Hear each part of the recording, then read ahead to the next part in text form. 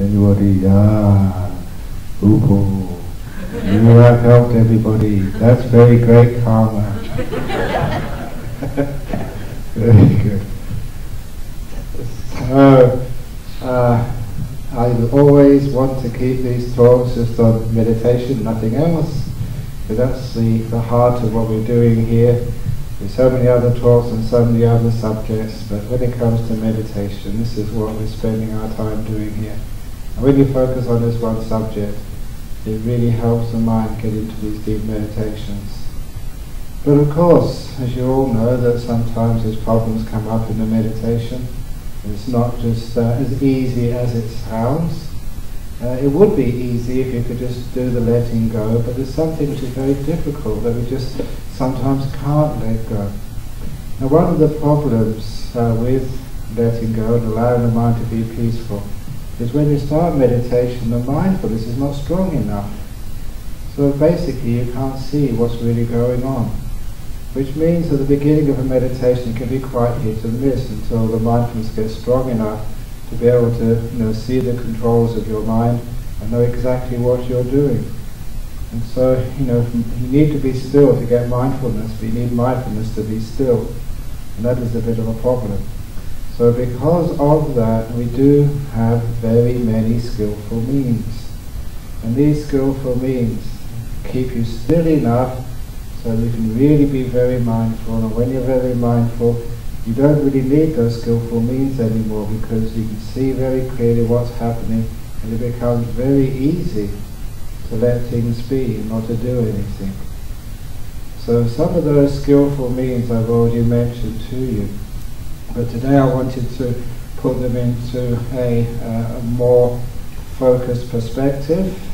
And I mentioned last night that it was great being able to learn Pali and to start to read the suttas, the teachings of the Buddha in the original language, because from that I got many of my stories and also many of these skillful means, things which you don't notice in the translation. And I mentioned one of the very early time of this retreat was the two types of meditation. And please don't ever say that's Vipassana and Samatha. That's not true. I call the two types of meditation Second Noble Truth meditation and Third Noble Truth meditation. The Second Noble Truth, everybody knows, craving or wanting leads to suffering. Third Noble Truth, letting go of wanting, leads to Nibbana, leads to peace, leads to freedom, to happiness. Basic teachings. You want, it leads to suffering. You don't want, you let go, it leads to peace and happiness. Very clear teachings of the Buddha, but sometimes people don't apply those teachings to meditation, as if Dharma is one thing and meditation is something else. But no, the two have to go together. And so, straight away, it will diagnose the problem. If you're having a problem in meditation, if you're getting frustrated, if you think it's not working, if you think that, why is every meditation, or most meditations not good? Every now and again I get a good meditation, but the other meditations aren't good. Diagnose the problem. If you've been wanting, you suffer. If you let go, you're peaceful. As simple as that. So you actually learn from your meditations.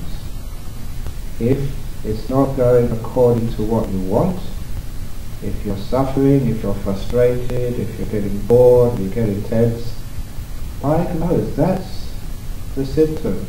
What is the cause? There always must be that you're wanting something.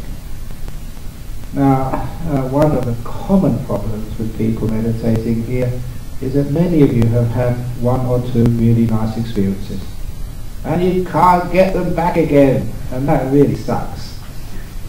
You've done it once, why can't I do it again? So, diagnose. The symptom is you're getting frustrated. It must mean you're wanting something.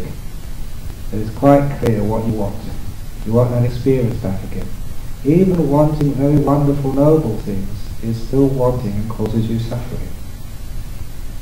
So that's the cause. What is the solution? Don't want anything.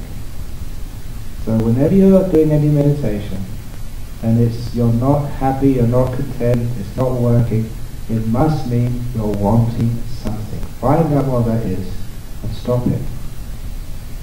So this is how we use insight to take this meditation much deeper. Often that happens to me. I'm meditating, there's a blockage there somewhere, it's not going smoothly. What's happening? And instead of using force, which is what most people do, if it's not working, you just try harder. And that never works, that just makes you more frustrated. Willpower is not the way to get into deep meditation. Wisdom power is. And the wisdom power is you just stop and you investigate. And especially you look at that area, I must be wanting something. What is it? And if you you look at that, you'll always find something you want.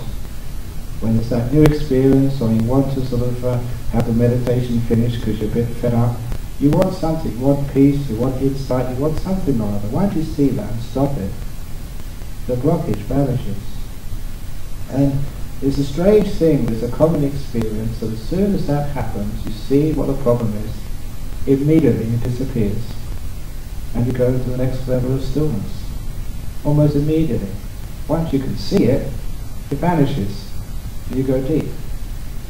And this is actually what the Buddha meant when, in his teachings. He always used to call this like Mara coming. And when Mara, this so-called bad guy in Buddhism, whenever he would come to try to stop the Buddha becoming enlightened, or stop the monks or the nuns from getting into deep meditation, all those monks and nuns would do, traditionally, would say, I know you, Mara. They just see and understand. And at that, according to the tradition, have many times in the time of the Buddha, according to the sutras, Mara would say, the monk knows me, he knows me, and then would slink away defeated. You wouldn't need to punch Mara or kick him in the groin. All you needed to do was say, I know you, Mara, and that was enough to defeat Mara. That's a very beautiful teaching, because any of those obstacles in meditation, you don't need to bash them up or shoot them dead. All you do is, I know you, hindrance, I know you, obstacle, and that's enough for the obstacle to have to disappear and vanish. So whenever there is a problem in the meditation, don't try and beat anything up. Don't be aggressive. Don't feel guilty. That's just beating Mara up. All you do is, I know you, obstacle, and then it vanishes. So when you do get stuck in some type of meditation, please never use force, aggression. Don't try harder. Don't use negativity. Use your wisdom. Try and see what's going on. And usually it's not that hard when you look in the area of what do I want or what do I not want. Sometimes the people aren't patient enough. Impatience is another part of wanting. It's going well, but it's not going fast enough. How long do I have to stay in this present moment? I know, I want to go into the deeper stuff, not this present moment stuff. And just wanting that bit more is what will stop you developing your meditation. There are two types of patience, which I discovered in my meditation. It's just one way of looking at things, but it opens up. So what is the problem, what's not the problem? What most people consider to be patience is waiting for something to happen. So, you're meditating there, maybe present moment, maybe you're watching the breath. When's this nimitta going to come up? Now, waiting for the nimitta. Ajahn Brahm says about this nimitta, I'm still waiting for it after 6 years. Now, that's waiting for something to happen, which is waiting in the future. It's as if you're not really being here, but your eyes are cast in the next few moments, waiting for a nimitta to come. Waiting in the future is not waiting at all. It is wanting. But sometimes it appears like we're waiting. The same as if you're waiting for the bus to come, or you're waiting for the aircraft to take off. How many times in life are we always waiting in the future, waiting for something to happen? Is that peaceful? It never is. which is why that we get very tense. We lose so many opportunities, as I said earlier in the retreat. The in-between moments of life. We've arrived at the airport, but it hasn't taken off yet. We're in between something. We have to learn how to be in the in-between moments of life and not send our mind forward to the future, to what we expect. We, instead of waiting in the future, we wait in the moment, which means we're not looking at what's going to happen next. We're not expecting anything in the future. All our attention is squarely put on what's happening now. We're waiting on the moment rather than waiting in the future. I like the word waiting on the moment because in English that conjures up the idea of a waiter at a top restaurant. And a waiter at a top restaurant is always looking at the customers on the table, mindful and ready to take their plates away and put new plates on there with new food on the next course when necessary. They never wait in the future, they wait on the moment. So, that is one of the obstacles which we have in meditation. We're being here, but we're not really being here. We're waiting for something to happen in the future. That is not being patient. For any of you in your meditation said, when's it going to happen? I've been watching the beautiful breath, there's still no nimittas. That's a problem. There must be some wanting. And the wanting is waiting in the future, wanting something to happen, expecting it to happen. There's also just the wanting of wanting to be more peaceful. Now wanting to be more peaceful, again, is one of the big hindrances to meditation. Yes, you're maybe just in the present moment, or you may be sleeping or restless. How do you overcome that restlessness or that sleepiness? If you want it to go, it won't go. Why? It's because that wanting is the hindrance. It causes the suffering. So instead, if you are tired and sleepy, I am happy to be tired. I am happy to be sleepy. I'm just so content being the sleepiest monk in the whole of Thailand. Now, if you are like that, you get so content and so peaceful, the cause of sleepiness, the cause of restlessness is just undermined. The cause of sleepiness is you're tired. The cause of restlessness is you're not content to be here, so you always want to go somewhere else. Those are the causes. So you take the causes out, it's always wanting something causes the problem. So when we don't want anything, then you're totally at peace. I told the story a couple of days ago, which comes up again, about monks. And it's good to say this, this time of the retreat, because in a couple of days' time we'll be leaving. And in a couple of days' time people will always come up and say, oh, thank you, Ajahn Brahm. Is there anything you need? People always like to show their gratitude by giving you material things. You don't need to do that to a monk. The best way to show gratitude is always to tell me just how peaceful you've been. And that's much more important to me than giving me more biscuits or more coffee or more tea or more fruit or more waffles or more whatever else you give me at lunchtime and breakfast time. And that's what really, really makes me happy. You don't have to give me personal things. And especially, giving monks money. It's against our rules. But, as I said a few days ago, there is a loophole. There is always loopholes. Even cheese in the afternoon, that's a loophole. People ask, well, you can't have milk, how can you have cheese? It's a loophole. So the particular loophole for money is that you can't give a monk any money, but you can say, and sometimes people do this in Thailand, they give you what they call by anumodana, which is a little sheet of paper, and on it they say, now I hereby give you 100 baht, and it's kept with, say, Auntie or somebody, or with Shura Engchin. Now that is acceptable. And they say, whatever you need for 100 baht, just go and ask them, they'll buy it for you. Now, the first time that happened to me, it showed you just what craving does to you. The first time they told me that I'd helped some man, he said, I want to give you 100 baht, what do you want? When you don't want anything, you're so peaceful, you just can't think what you want. So I told him, well, come back tomorrow, when you come back, and then I'll let you know what I need. And so he said, yes.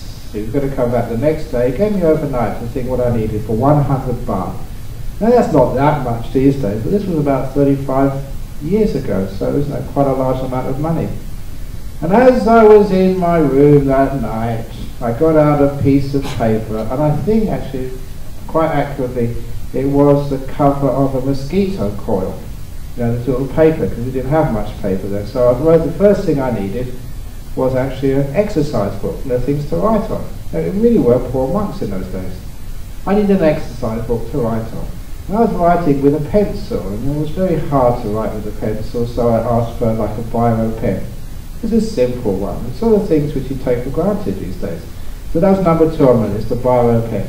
And I was writing this by a candlelight, so second thing was one of these little oil lamps, which I can use. And while I'm at it, it was very difficult walking through the forests of Thailand with my flashlight, which was needed batteries. It was so dark. So I put batteries down next. And then when I was thinking of walking, actually my sandals were wearing out. You know, they're all patched together. So the next thing down was a pair of sandals. And then already I knew that 100 baht was not enough.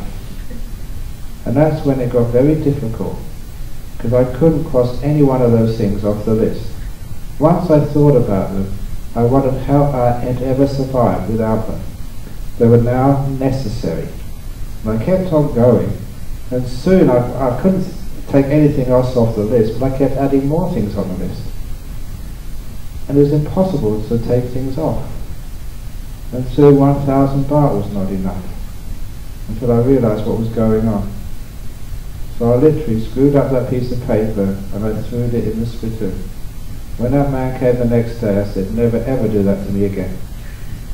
You can do whatever you like with 100 baht. You can just burn it in a rubbish bin or whatever. I don't care, but don't give it to me, and don't ever do that ever again. I was such a happy monk before he gave me the opportunity to crave. And I realised just what was going on there. Just being content gave me so much peace and happiness. As soon as I wanted something, it was never enough. Never enough.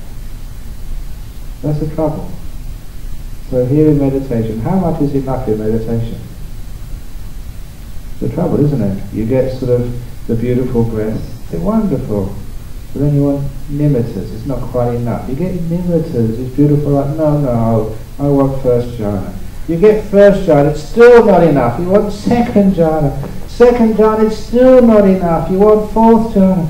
Fourth jhana is not enough. You want the immaterials. Immaterials is not enough. You want to become a stream winner. When you're a stream winner, it's still not enough. You're still not satisfied. You want to become an arhat. When you're an arhat, it's still not enough. You want to have all the psychic powers. People are so hard to satisfy. So instead of that is the wrong path. That type of person who was a Tibetan monk many years ago, he was a drunkard and killed himself, but every now and again he said some wise things. It just shows you that sometimes you get some wise teachings from people who are really stupid. But I don't care where they come from, if they're wise teachings, great. And he coined this term, spiritual materialism. And just like we have materialism in our world, you know, who's got the biggest salary, who's got the biggest house, who's got the best car, and the designer clothes. We also have spiritual materialism. Well, after the retreat, you go to your friend and say, what jhana did you get? Oh, I only got nimittas. Only nimittas? I got nimittas years ago. I'm on second jhana now. Only second jhana? Come on. How long have you been doing this? I'm on fourth jhana. Fourth jhana? Come on. I'm a stream winner. Have you got stream winning yet? You're hopeless. And you can understand what you mean by that spiritual materialism. And that exists in our world as well. And that's one of the reasons also why monks don't buy into that. We don't tell you our attainments. Just to sort of downplay them so it's not spiritual materialism at all. We don't flaunt our attainments to the point that you don't know what we've got and what we haven't got. Now that's the opposite of spiritual materialism. You can see that happens inside of you. Whatever you are in meditation, you always want something more. And that really surprises me sometimes. Sometimes people have this wonderful nimitta experience, really happy, very joyful. They ask me, what should I do next? Oh, come on, isn't that enough for you? Having a beautiful nimitta, pissing out for a couple of hours. Aren't you satisfied yet? No, I want more. That's the reason why you never get anything else. The people who really get deep meditation, they're the ones that have only got present moment awareness. Been here since the beginning of this retreat. I've only got present moment awareness. Well, I'm happy with that. That's good enough for me. I'm only a beginner. Those sorts of people, yeah, you're going to get enlightened pretty quickly. You have this beautiful contentment. This is good enough for me. So no matter what you're doing, the very fact you can sit in meditation and fall asleep, this is good enough for me. Or you can sit there just for half an hour and just think of all these sorts of things. Yeah, that's good enough. Who do you think you are? Do you really think you're going to become enlightened? You're only a girl. Stir. Of course girls can get enlightened, men can come and get enlightened, but a lot of times, when we want so much, that's what causes us the blockage. We never get anywhere. So contentment is the path. Literally it is happy to be here. And this is one of the stories which I developed to show what we really mean, what letting go is, a skillful means which helps you let go. And it's a story of the prison in Perth. I have been teaching a long time in prison, and part of being a good manager is give all those jobs to somebody else. Sooner or later I'm going to give visiting Singapore to another monk, so I can just relax in my cave and do nothing else. That's a good manager. A good manager always delegates.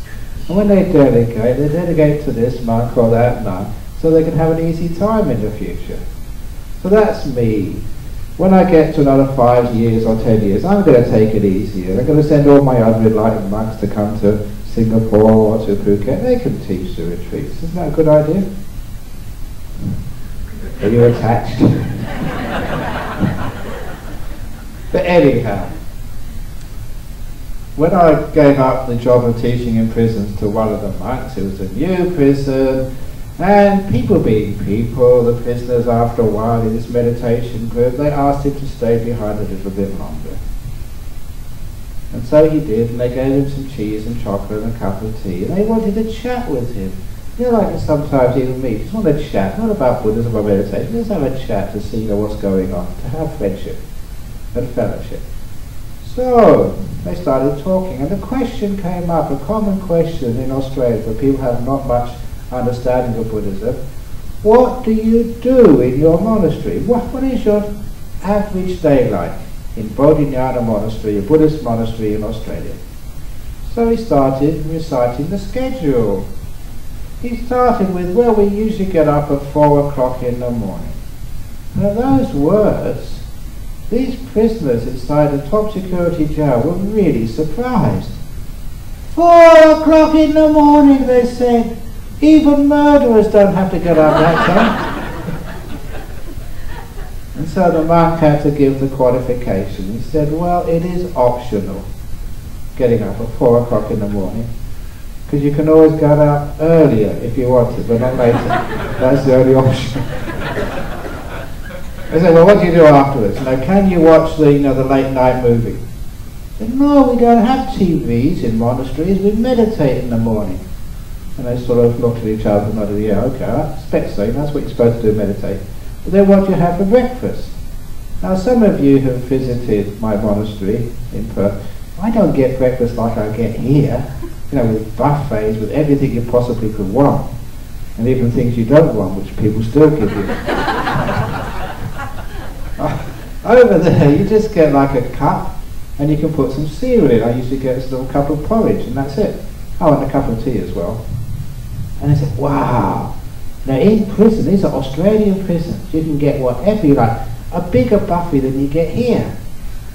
You know, bacon and eggs and pancakes and fruit and whatever you want, you can get there for breakfast.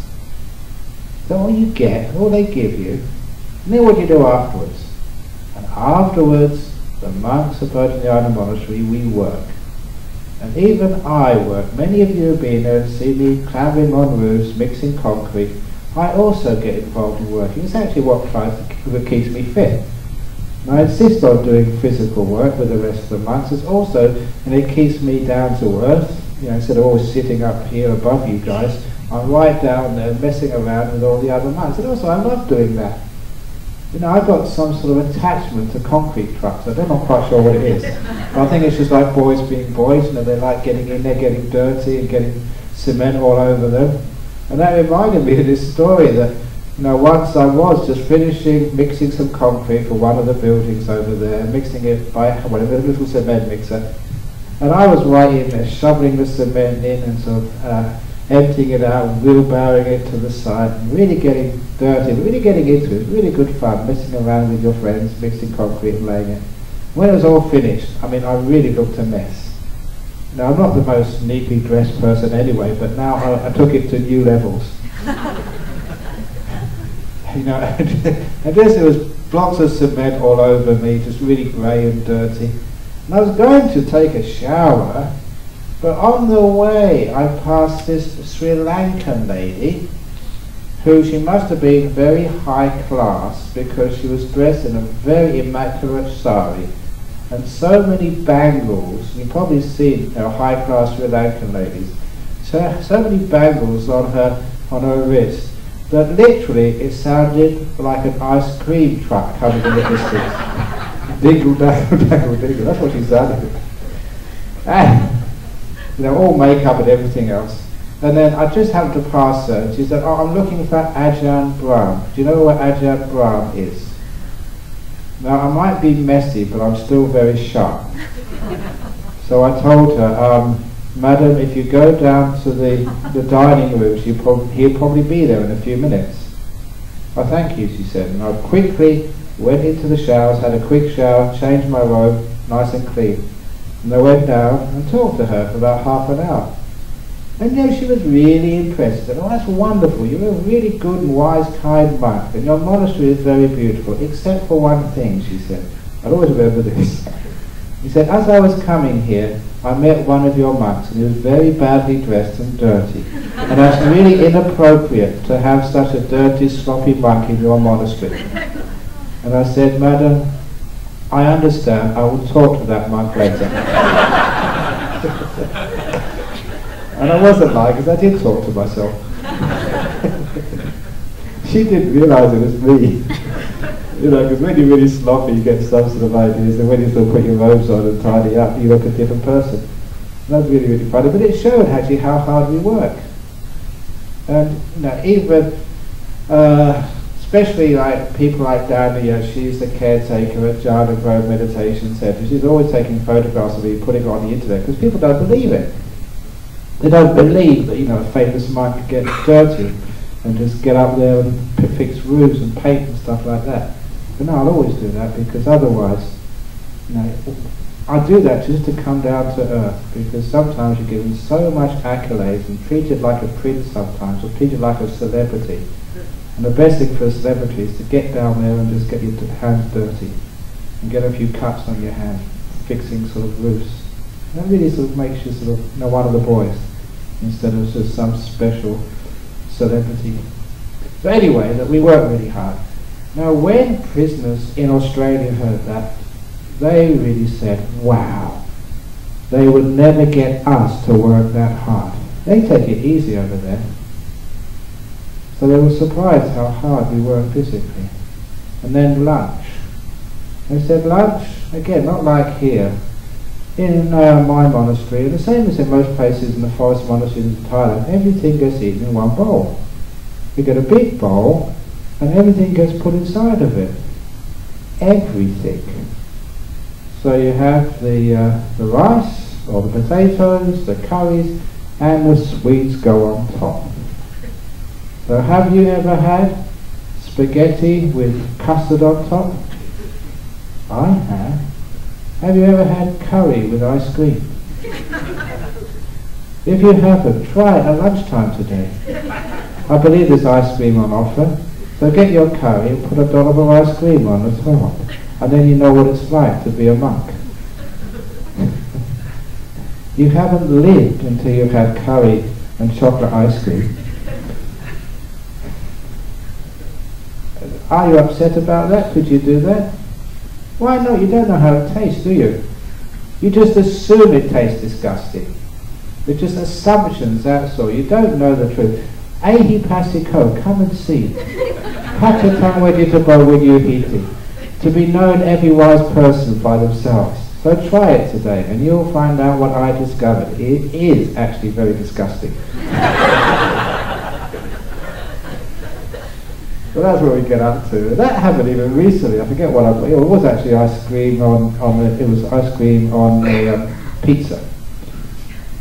Terrible. Strawberry ice cream on pizza. Oh, yuck. But I ate it anyway, just for fun.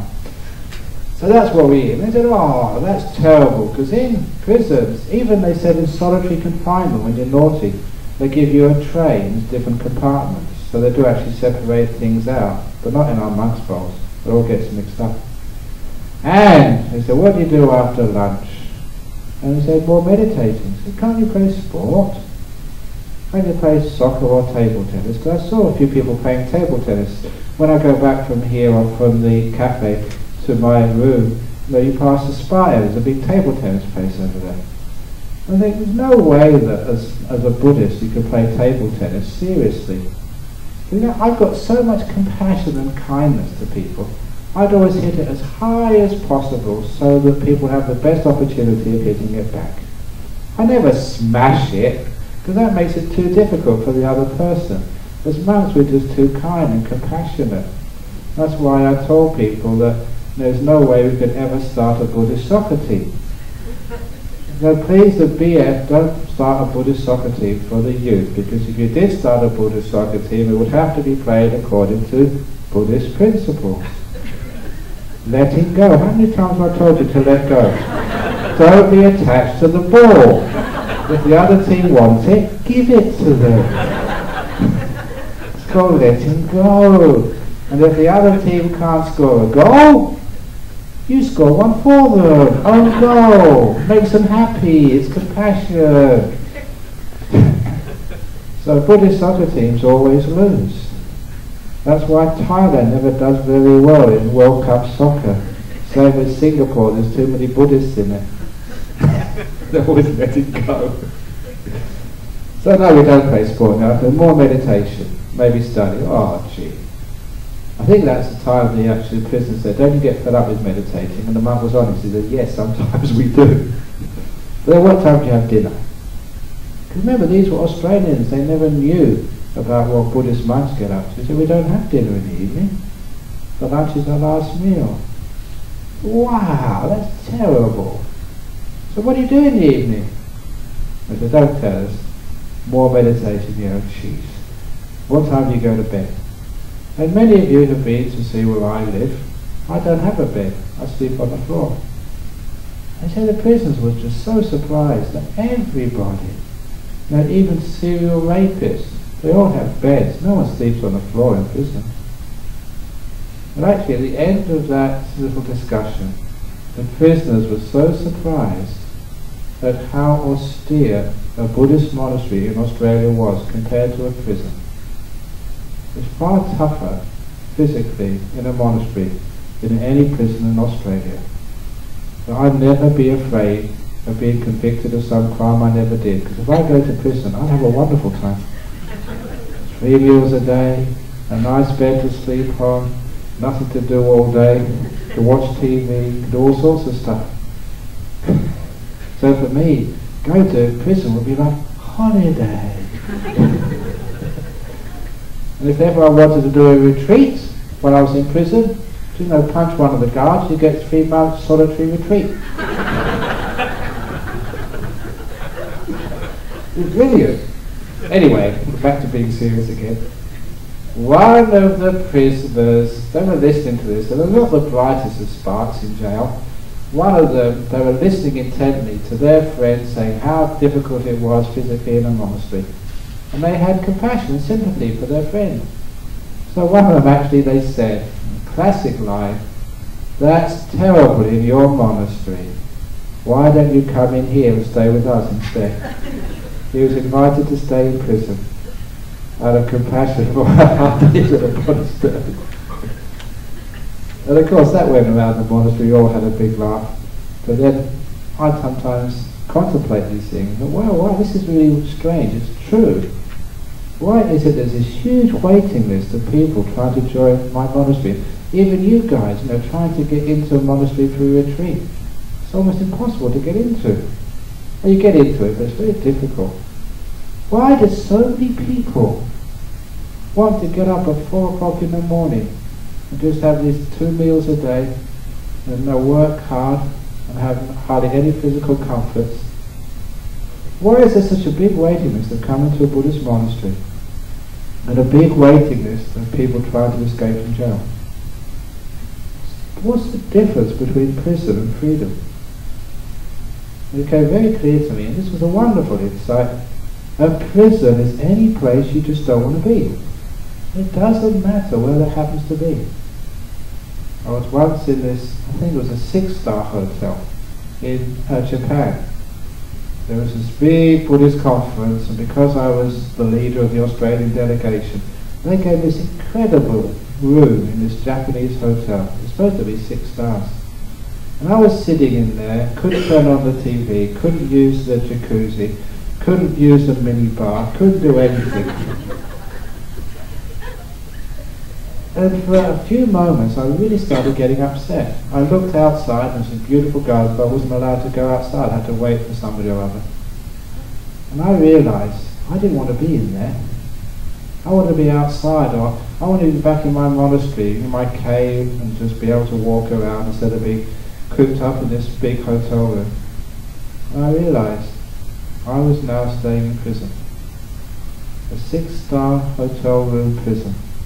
Because I didn't want to be there. As soon as I saw it, I said, "Stop it, Ajahn Brahm, you want to be here." As soon as I wanted to be there, I was free again. So I realised any place you don't want to be, you've just made a prison. If you want to be here, you're free. Doesn't matter what it is, where you're at, if you want to be here, you're free. Freedom is the freedom from desire, the freedom from wanting to go anywhere else. Just happy to be here, content to be here. And the amazing thing is, you can be content anywhere. Even in a monastery, eating strawberry ice cream on pizza. If you're happy to be here, then you're free. Now that opened up a huge area of wisdom in meditation. In your meditation, how often are you happy to be here, wherever that happens to be? And how many times are you trying to get deeper? Now you should understand why you don't get deeper. If in your meditation, remember that story, which is why I told it at length, why I keep repeating it. If during your meditation you're happy to be here, you never feel in prison. You only feel free. And that freedom leads to deep meditation. So if you are aching, just be happy to be here. If you are tired, be happy to be tired. If you are restless, be happy to be restless.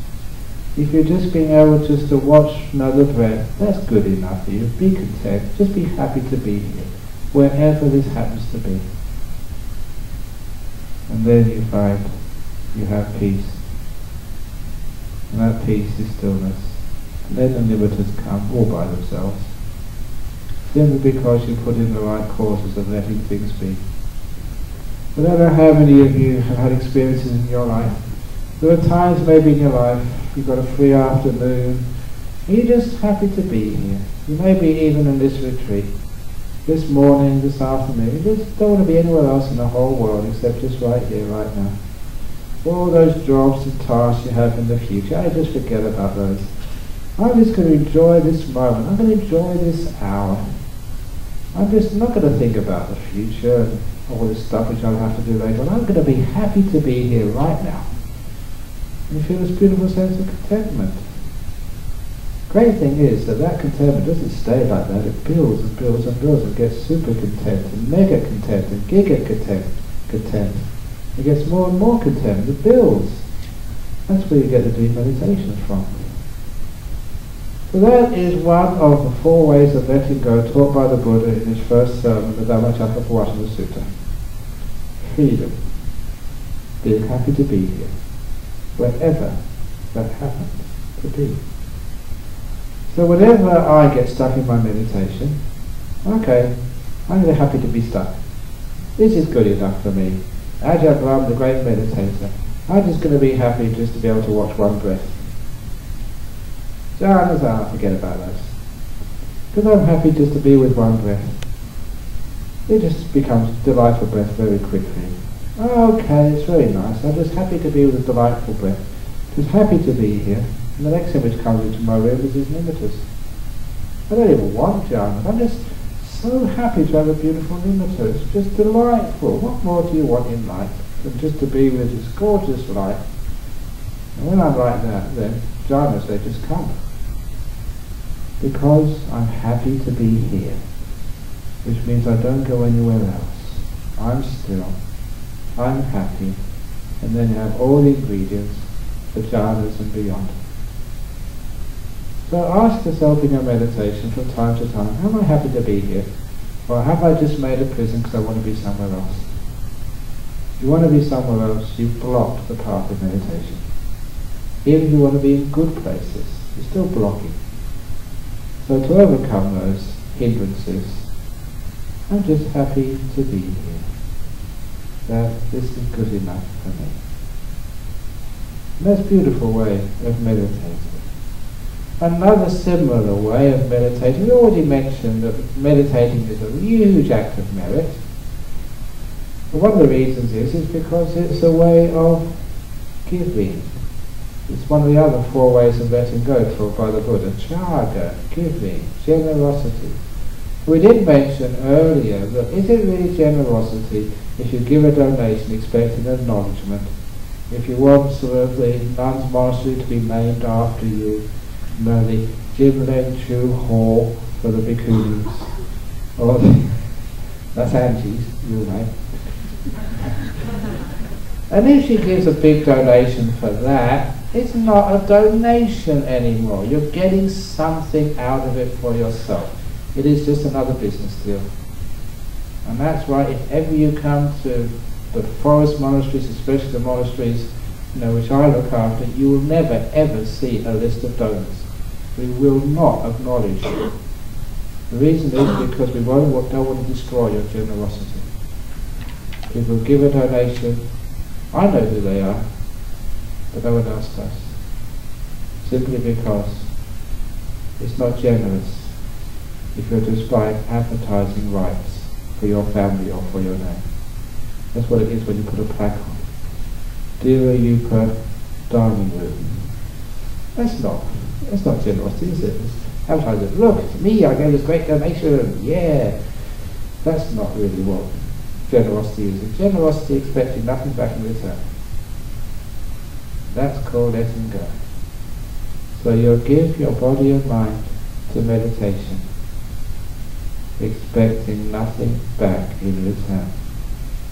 How many of you come to this retreat expecting to get something from it?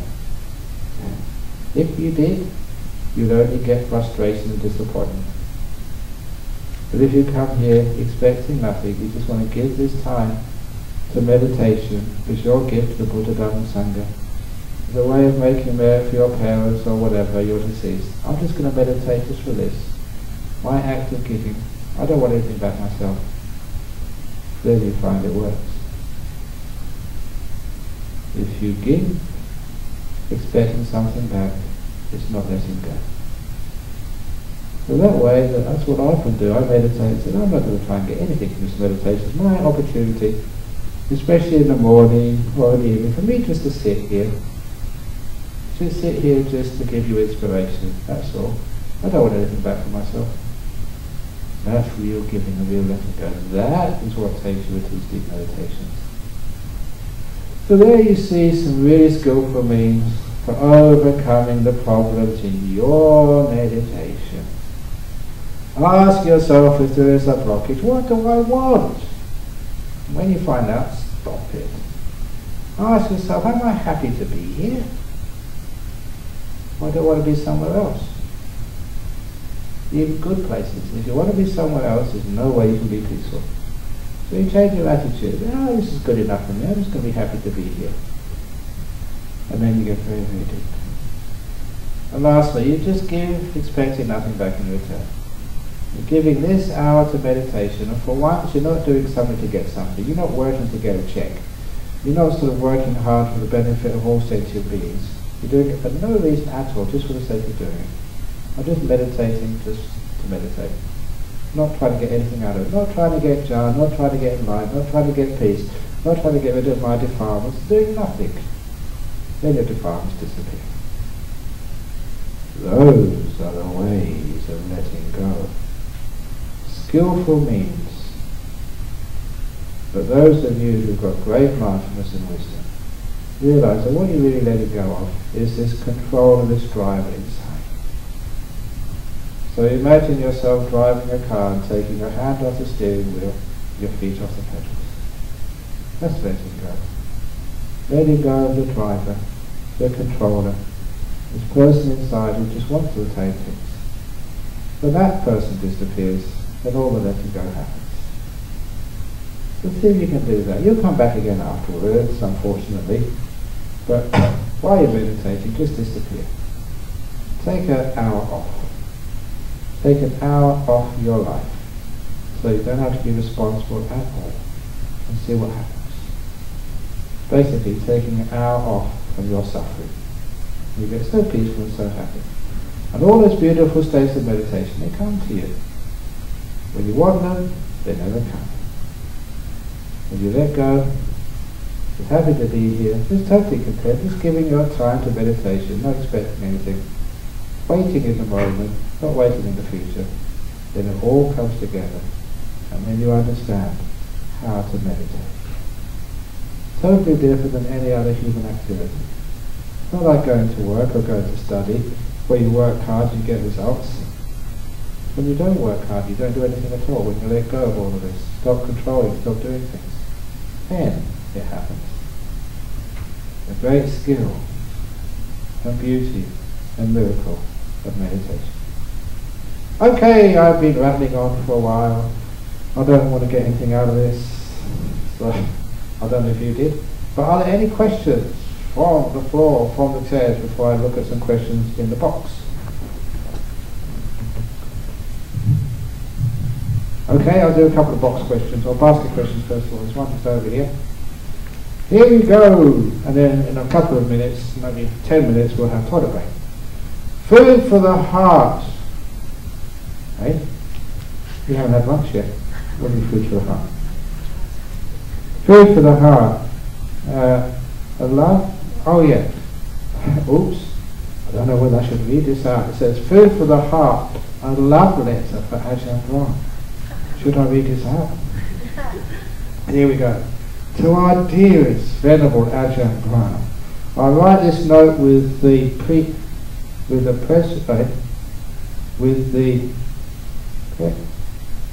something and love, respect. So, please, if you write letters, please write it in English, not in Mandarin. I can't read Chinese. Sometimes a bit hard to understand. With the greatest love, respect, and concern for your health. I was very sad to see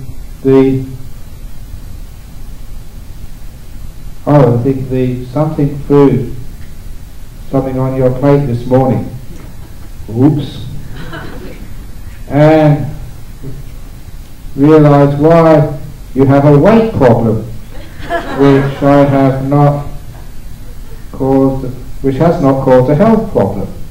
I haven't got a weight problem. I actually found out what the problem is called anorexia.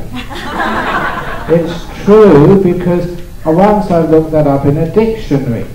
You know what it says? The definition of anorexia is someone who looks in the mirror and they think they're fat. So that's me. Every time I look in the mirror I think I'm fat, so that must be anorexia. So that's my problem, so I need to eat more. No, I haven't got a weight problem. I am very healthy and very fit. It's amazing that sometimes I find out my peers, the other monks, I haven't had a sort of a health problem in years. I had a case of a cold about a week ago, but that passed in 1 or 2 days. It never stopped me. I kept on teaching and doing my jobs. But I have got a very healthy constitution. So for other people, I know, other monks my age, they're always going to see the doctor for this or for that, the liver problem, gout problem, this problem. Of my peers, I'm probably the healthiest of the monks. So your disciples like me want you to be around for many years to come. I am round already. You want to be around monks for many years ago. I hope you will eat healthily. I hope you can put the same energetic power of letting go you have in the... It's good I can't read this carefully, it's very difficult. I think so. I hope you can put the same effort into healthy food rather than unhealthy food you like to eat. I have no doubt you could do it, you put your mind to it. It's not my mind, I'm out of control, I let go. I'm just happy to be here. I would like to see a challenge to you to lose 20 pounds in 1 year.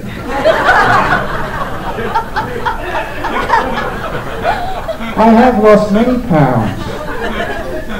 Look at how much baggage I have. I lose a lot of pounds. If you can lighten your baggage and only come to the next retreat with as little baggage as I have got, instead of your heavy suitcases, if you lose a few pounds in your baggage, then maybe. I hope you will pick up this whatever it is and accept the challenge with metta. I don't accept challenge, I just let go. That's one of the problems in being a monk. Being a monk, you have so many mothers. You know guys what it's like having a mother. Come on, make sure you wear clean underpants. Make sure your robe is clean. Make sure you wash behind the ears. It was so wonderful being a monk, you didn't have that. So yeah, I'm well in control of my health. What kind of meditation do you think Ajahn Chah practiced during his last days when bedridden? Oh, now, of course, when he was bedridden, he was also unable to speak because of a stroke, so he could never talk back. So how do we know what type of meditation he was doing? By the results. And that story, I'm sure you've heard it before, it's a very brilliant story, many, many times. When Ajahn Chah, after his stroke, when he couldn't speak, many times he stopped breathing. For a long period of time, half an hour, a couple of hours. And I got this story from a friend. It happened one evening that Ajahn Chah stopped breathing. Now, at all times there was a medic, not a full doctor, but a well-trained nurse on duty, and usually with 1, 2 or 3 months, attending on Ajahn Chah, helping out. And so the monks saw this. The medic on duty said, "I better get him breathing again, otherwise he will die." The monk said, "Leave him alone, he does this regularly, that's just a sign of deep meditation." And the medic didn't believe it. The monks argued with him, and the medic said, "I know Ajahn Chah is going to die one day, but I don't want Ajahn Chah to die on my shift." You can understand why. So he insisted on doing something. So eventually they came to a compromise. And the compromise was the medic would take blood samples every few minutes to make sure the blood is well oxygenated. As long as there's oxygen in the blood going to the brain, there's no danger at all. And that was actually the compromise they had. And so for half an hour, 2 hours, I can't remember how long, Ajahn Chah wasn't breathing at all. they found out that his oxygen level was maintained at a reasonable level, enough to supply oxygen to the brain if it needed it. And that was a wonderful thing to show that what Ajahn Chah was doing there, that could only be in a fourth jhana or above. That's the only way where you stop breathing. When, there's medics, who can actually see, you're not breathing at all. And then you come out of this meditation and go back to normal again. So that's one case out of many of people when you get into deep meditation, you stop breathing. Perfectly safe, you don't die. And so that's what he was doing. So that's actually how we know, many tales like that, we know what he was doing. What is the meaning of jnana? What is the difference between jnana and jhana? They rhyme. People with jhana get jnana, bodhijnana. Now what jnana means, that is the wisdom, the deep knowledge, the deep seeing. It's like insight, if you like. So when one develops stillness, that's where one gets deep insights. Number one, I haven't really got into this, I was going to talk about this in a separate talk. Number one, when you have powerful mindfulness, only then do you realize that your mind has enough energy, enough oomph to really see the Dhamma. And once you've had a few experiences of superpower mindfulness, you realize just ordinary mindfulness, you're wasting your time thinking and trying to work it out. You've just got not enough computing power. You just got to boost up that power by superpower mindfulness, and then start to investigate things. And then you might just see these jhanas, these deep understandings of the nature of things. Otherwise, you just can't see it. You're not bright enough. Which is why we keep stressing to get into jhanas, at least get into nimittas, really get the mind bright and energized and powerful, and then the jhanas will come. So the jhanas come from jhana. Jhana first, jhana next. That's the difference. So there's jhanas is deep states of stillness, or as the Buddha said, samadhi pachaya yatha bhuta jnana dasana. Jnana and dasana. From stillness, or stillness is the cause, samadhi, stillness, pachaya the cause. For yatha bhuta, as they really are, jnana is wisdom and dasana, insight. From jnana and dasana, that comes from stillness, as taught by the Buddha. And especially that samadhi, the sama samadhi, the jhanas. From jhana you get jnana. I find myself inclined towards Buddhism. Yes, same with me. Hence this trip to the retreat. I am even more inclined to learn more about Buddhism and meditation after having to enjoy myself during this retreat. Does this inclination have anything to do with past life or karma? Thank you. Sometimes it does.